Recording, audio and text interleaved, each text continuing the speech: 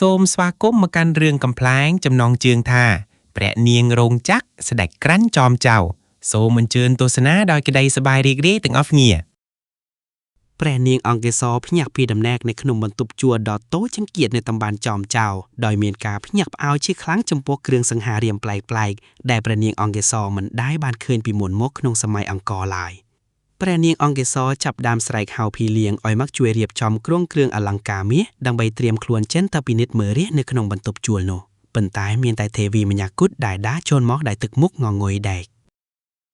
ទេវីបានប្រាប់ឲ្យព្រះនាងអង្គេសរប្រញាប់ផ្លាស់ដូរសម្លៀកបំពាក់ដើម្បីទៅធ្វើការឲ្យទាន់ពេលនៅរោងចក្របើមិនដូច្នេះទេព្រះនាងអង្គេសរនឹងត្រូវកាត់ប្រាក់ខែជាមិនខានព្រះនាងអង្គេសរមានការងឿងឆោតជាខ្លាំងចំពោះពាក្យថារោងចក្រប៉ុន្តែព្រះនាងអង្គេសរក៏ព្រមដើរតាមទេវីចេញទៅខាងក្រៅបន្ទប់ជួលទាំងសក់ក្បានមិនទាន់បានសេតឲ្យរៀបរយផងនៅពេលដើរតាមបណ្ដោយផ្លូវលំដើម្បីទៅកាន់កន្លែងធ្វើការព្រះនាងអង្គេសរបានឃើញម៉ូតូនិងឡានរត់ខ្វាត់ខ្វាញ់ដែលធ្វើឲ្យព្រះនាងអង្គេសរភ័យខ្លាចហើយគិតថាជាសត្វចម្លែកមកពីឋាននរក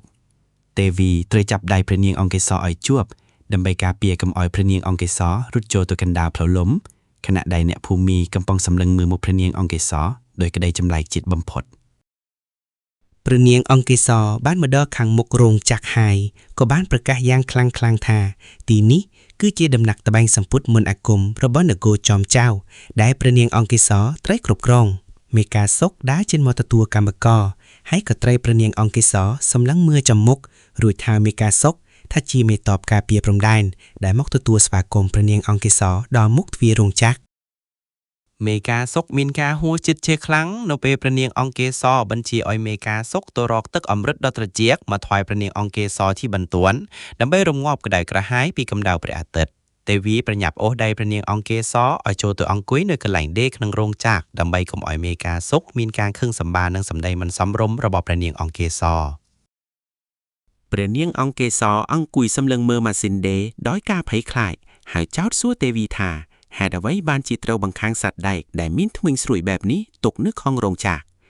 ទេវីបានព្យាយាមពន្យល់ព្រះនាងអង្គេសរពីរបៀបប្រើប្រាស់ម៉ាស៊ីនដេរប៉ុន្តែព្រះនាងអង្គេសរត្រឡប់ជាយករមៀមដៃទៅចងល់បញ្ជាម៉ាស៊ីនដេរឲ្យដើរដោយខ្លួនឯងទៅវិញក្នុងអំឡុងពេលសម្រាប់អាហារថ្ងៃត្រង់នៅតូបបាយក្បែរនោះព្រះនាងអង្គេសរបានបដិសេធមិនព្រមញ៉ាំបាយប្រអប់ដោយសារព្រះនាងអង្គេសរចាត់ទុកថាជាអាហាររបស់ពួកទាសករដែលមិនស័ក្តិសមនឹងឋានៈរបស់ព្រះនាងអង្គេសរឡើយមេការសុកបានដើរមកកាន់តូបបាយហើយក៏ហិចកាហ្វេទឹកដោះគោមួយកែវឲ្យព្រះនាងអង្គេសរដែលធ្វើឲ្យព្រះនាងអង្គេសរត្រេកអរជាខ្លាំងហើយហៅវាថាជាទឹកអមฤតពិតប្រាកដមីងផ្លាដែលអង្គុយនៅតូបបាយក្បែរនោះចាប់ដើមនិយាយដើមព្រះនាងអង្គេសរថាមិនដឹងជាមកពីស្រុកណាទេបានជាចាស់តែនិយាយភាសាបុរាណមិនដឹងអីសោះក្នុងរោងចក្រព្រះនាងអង្គេសរបានឮសម្ដីមីងផ្លាក៏ក្រោកឈរឡើងហើយប្រកាសប្រាប់មីងផ្លាថាការនិយាយដើមរាជវង្សគឺជាទោសក្បត់ជាតិដែលត្រូវទទួលទណ្ឌកម្មយ៉ាងធ្ងន់ធ្ងរបន្ទាប់ពីចេញពីធ្វើការព្រះនាងអង្គេសរបានបង្ខំឲ្យទេវីនាំព្រះនាងអង្គេសរទៅកាន់ផ្សារចោមចៅដើម្បីទិញគ្រឿងក្រអូបមកលាបខ្លួនកុំឲ្យមានក្លិនដូចជាកម្មករដទៃទៀតនៅផ្សារចោមចៅព្រះនាងអង្គេសរបានព្យាយាមដកដូរចិញ្ចៀនមាសខ្លាំងៗរបស់ព្រះនាងអង្គេសរជាមួយអាវយឺតដ៏ស្រស់ស្អាតដែលធ្វើឲ្យអ្នកលក់មានការខឹងសម្បារយ៉ាងខ្លាំងមេការសុកបានមកដល់ផ្សារចោមចៅលំមួមហើយក៏ជួយសម្រួលបញ្ហាដោយបងប្រាក់ថ្លៃអាវយឺតឲ្យព្រះនាងអង្គេសរដែលធ្វើឲ្យព្រះនាងអង្គេសរគិតថាមេការសុកគឺជាស្ដេចត្រាញ់ដែលមានចិត្តសប្បុរសបំផុតព្រះនាងអង្គេសរបានសន្យានឹងមេការសុកថានឹងតែងតាំងមេការសុកឲ្យក្លាយជាមេតបធំប្រចាំនគរចោមចៅនៅពេលដែលព្រះនាងអង្គេសរបានវិលត្រឡប់ទៅកាន់ព្រះបរមរាជវាំងវិញនៅថ្ងៃសម្រាប់ចុងសប្តាហ៍ព្រះនាងអង្គេសរបាននាំទេវីទៅកាន់វត្តចោមចៅដើម្បីស្វែងរកតម្រុយនៃបុព្វបុរសនិងផ្លូវត្រឡប់ទៅសម័យអង្គរវិញតាមរយៈការបន់ស្រន់ព្រះអង្គខ្មៅនៅក្នុងវត្តចោមចៅព្រះនាងអង្គេសរបានរាំរបាំថ្វាយព្រះយ៉ាងស្រស់ស្អាតដែលធ្វើឲ្យពុទ្ធបរិស័ទជុំវិញមានការកោតសរសើរចំពោះសមត្ថភាពសិល្បៈរបស់ព្រះនាងអង្គេសរយ៉ាងខ្លាំងមីងផល្លាបានដើរមកជួបព្រះនាងអង្គេសរនៅក្នុងវត្តចោមចៅហើយក៏សើចចំអកឲ្យព្រះនាងអង្គេសរថាជាមនុស្សឈួតដែលមករំម្នាក់ឯងកណ្ដាលវាលបែបនេះព្រះនាងអង្គេសរមិនខឹងនឹងមីងផល្លាឡើយប៉ុន្តែព្រះនាងអង្គេសរបានប្រាប់មីងផល្លាថាការសើចចំអកឲ្យទេវតានឹងធ្វើឲ្យមីងផល្លាក្លាយជាសត្វប្រេតក្នុងជាតិក្រោយ ព្រះនាងអង្គេសរបានដើរចេញពីវត្តហើយសំដៅទៅកាន់វាលស្រែដ៏ធំល្វឹងល្វើយនៅខាងក្រោយភូមិដើម្បីស្រូបយកខ្យល់អាកាសបរិសុទ្ធដែលរំលឹកដល់អនុស្សាវរីយ៍កាលពីសម័យបុរាណនៅឯវាលស្រែនោះព្រះនាងអង្គេសរបានជួបជាមួយប៊ូលដែលកំពុងតែខ្វៀលគោហើយព្រះនាងអង្គេសរក៏បានសួររកផ្លូវទៅកាន់ប្រាសាទអង្គរវត្តពីប៊ូលភ្លាមៗប៊ូលសើតិចៗប្រាប់ព្រះនាងអង្គេសរថាប្រាសាទអង្គរវត្តនឹងឆ្ងាយណាស់បើចង់ទៅជាឡានឈ្នួលពីផ្សារចំចៅទៅទៀបដលក្នុងរយៈពេលច្រើនម៉ោង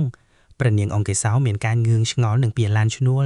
ហើយក៏បានសុំឲ្យប៊ូលក្លាយជាអ្នកនាំផ្លូវឲ្យព្រះនាងអង្គេសរដោយសន្យានឹងផ្ដល់រង្វាន់ជាមាសប្រាក់សិនធឹកសិនថប់ដល់ប៊ូលមេភូមិអិនបានហៅព្រះនាងអង្គេសរឲ្យមកជប់នៅផ្ទះមេភូមិដោយសារមានការប្តឹងផ្ដាល់ពីមីងផល្លាថាព្រះនាងអង្គេសរបង្កភាពចលាចលក្នុងរោងចក្រនិងក្នុងភូមិនៅផ្ទះមេភូមិព្រះនាងអង្គេសរមិនបានបន្ទន់ខ្លួនឡើយប៉ុន្តែព្រះនាងអង្គេសរបានបញ្ជាឲ្យមេភូមិអិនរៀបចំកន្លែងអង្គុយឲ្យបានសមរម្យសម្រាប់ម្ចាស់ក្សត្រីដូចជាព្រះនាងអង្គេសរមេភូមិអួនមានការហួសចិត្តនិងអបស្នើជាខ្លាំងចំពោះចរិតរបស់ព្រះនាងអង្គេសររួចក៏សម្រេចចិត្តឲ្យព្រះនាងអង្គេសរបង្ហាញអត្តសញ្ញាណប័ណ្ណដើម្បីបញ្ជាក់ពីប្រភពកំណើតពិតប្រាកដព្រះនាងអង្គេសរបានដកយកកន្សែងស៊ូតដែលមានប៉ាក់រូបនាគមកបង្ហាញមេភូមិអួនហើយប្រាប់ថានេះគឺជាលិខិតឆ្លងដែនរាជវង្សដែលព្រះនាងអង្គេសរតែងតែប្រើប្រាស់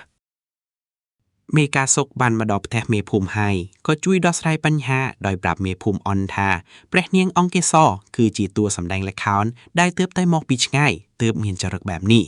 មេភូមិអនជឿតាមសម្ដីមេកាសុកហើយក៏អនុញ្ញាតឲ្យព្រះនាងអង្គេសរត្រឡប់ទៅសម្រាកនៅបន្ទប់ជួលវិញដោយមិនមានការផាកពិន័យអ្វីឡើយព្រះនាងអង្គេសរចាប់ផ្ដើមមានចិត្តប្រតិបត្តិលើមេកាសុកដោយសារតែភាពវៃឆ្លាតនិងការការពារដែលមេកាសុកតែងតែផ្ដល់អង្គព្រះនាងអង្គេសរគ្រប់ពេលវេលា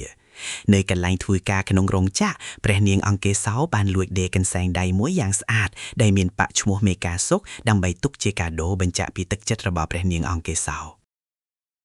មីងផល្លាបានលួចយកកន្សែងដៃដែលព្រះនាងអង្គេសរដេរនោះទៅលាក់ទុកក្នុងធុងសំរាមដើម្បីធ្វើបាបព្រះនាងអង្គេសរឲ្យមានការខូចចិត្តនិងត្រូវមេការសុខស្ដីបន្ទោស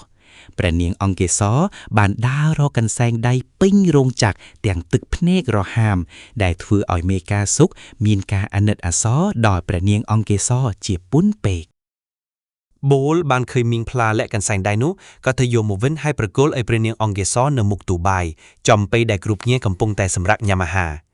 ព្រះនាងអង្គេសរត្រេកអរសខ្លាំងហើយក៏បានប្រកាសថាបូលគឺជាស្ដេចត្រាញ់នៃតំបន់ចំចៅដែលទទួលបានសេចក្តីទុកចិត្តពីព្រះនាងអង្គេសរចាប់ពីពេលនេះតទៅ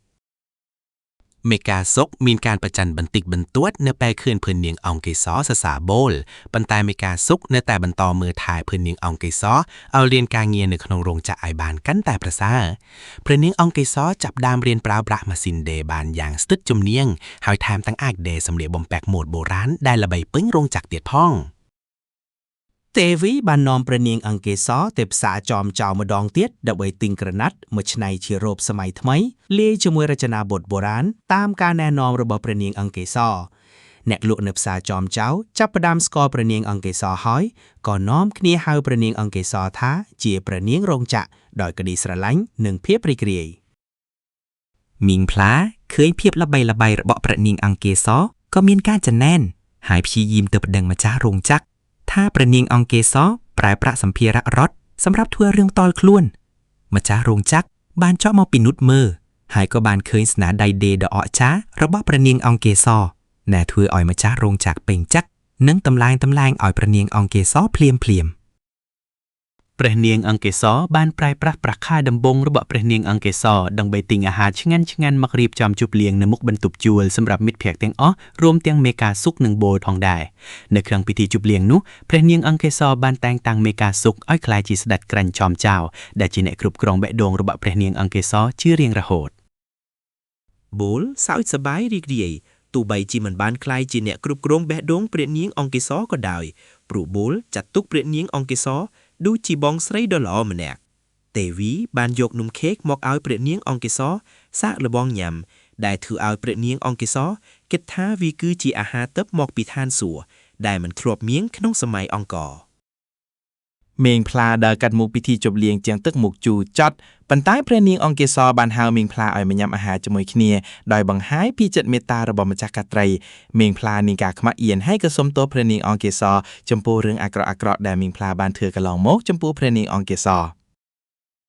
មេភូមិអិនបានមកចូលរួមពិធីជប់លៀងដែរហើយក៏បានប្រកាសថាព្រះនាងអង្គេសរគឺជាកម្មករគំរូប្រចាំភូមិចោមចៅដែលនាំមកនូវកិត្តិយសនិងភាពសប្បាយរីករាយដល់គ្រប់គ្នាព្រះនាងអង្គេសរបានក្រោកឈរឡើងហើយថ្លែងសន្ទរអាកាសយ៉ាងវែងអនឡាញក្នុងភាសាបុរាណដែលធ្វើឲ្យអ្នកភូមិគ្រប់គ្នាទះដៃអបអរសាទរទាំងមិនសូវយល់ន័យ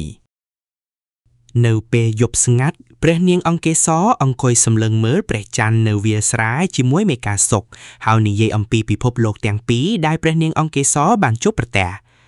មេកាសុកបានសន្យានឹងព្រះនាងអង្គេសរថានឹងនៅក្បែរព្រះនាងអង្គេសរជានិច្ចទោះបីជាព្រះនាងអង្គេសរមកពីសម័យណាក៏ដោយឲ្យតែព្រះនាងអង្គេសរនៅតែជាមនុស្សម្នាក់នេះព្រះនាងអង្គេសរបានសម្រេចចិត្តរស់នៅក្នុងសម័យថ្មីនេះដោយភាពរីករាយហើយបន្តធ្វើជាព្រះនាងរោងចក្រដែលគ្រប់គ្នាស្រឡាញ់រាប់អាននៅតំបន់ចោមចៅព្រះនាងអង្គេសរលែងចង់ត្រឡប់ទៅសម័យអង្គរវិញហើយព្រោះនៅទីនេះព្រះនាងអង្គេសរមានមិត្តភក្តិមានការងារនិងមានមេកាសុខដែលជាម្ចាស់ស្នេហ៍ពិតប្រាកដរឿងរ៉ាវរបស់ព្រះនាងអង្គេសរនិងមេកាសុខបានក្លាយជាប្រធានបទនិយាយគ្នាយ៉ាងសប្បាយរីករាយពេញផ្សារចោមចៅនិងពេញរោងចក្ររៀងរាល់ថ្ងៃគ្រប់គ្នាសើចសប្បាយនៅពេលឃើញព្រះនាងអង្គេសរជិះម៉ូតូជាមួយមេកាសុខទៅធ្វើការទាំងគ្រងឈុតបុរាណនិងពាក់មួកសុវត្ថិភាពយ៉ាងរឹងមាំបំផុត